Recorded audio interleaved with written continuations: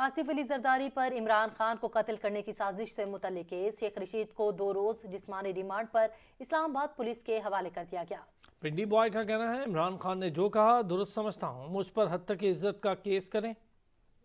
Pindi boy بنے اسلام آباد police کے مہمان۔ اسلام آباد کی مقامی عدالت نے شیخ رشید احمد کا 2 روزہ جسمانی ریمانڈ منظور کر لیا۔ اسلام آباد پولیس نے سربراہ عوامی لیگ کا 8 روزہ ریمانڈ مانگا تھا۔ کیس جوڈیشل مجسٹریٹ عمر شبیر کی عدالت میں سنا گیا۔ شیخ صاحب کی شکایت پر معزز جج نے ہتھکڑیاں کھلوا دیں۔ اسلام آباد پولیس نے ریکارڈ پیش کیا۔ موقف اختیار کیا گیا کہ شیخ رشید کو جس حالت میں گرفتار کیا گیا اس پر مزید بات کرنا تفتیش کو متاثر کرے گا۔ شیخ رشید یا کسی کے ملازم سے ناروا سلوک نہیں ہوا۔ پولیس منفی پروپیگنڈے کی مذمت کرتی ہے۔ شیخ رشید کے وکلاء نے دلائل دیے کہ کسی سیاسی جماعت کا نہیں، آصف زرداری کا نام لیا گیا۔ سیاسی جماعتیں ایک دوسرے پر تو تنقید کرتی ہی رہتی ہیں، ایسے مقدمات ہوتے ہی رہے ہیں، تو کوئی سیاست دان بات نہ کر پائے گا۔ اجازت ملنے پر شیخ رشید روسٹر پر آئے اور بولے، درخواست ایس ایچ او کو دینی چاہیے تھی، جب وزیر تھا تو ایس ایس پی کے ساتھ ذاتی مسئلہ تھا، تشدد نہیں ہوا۔ پوچھا جا رہا ہے عمران خان نے کیا انفارمیشن شیئر کی ہے، بتایا ہے عمران خان کے پاس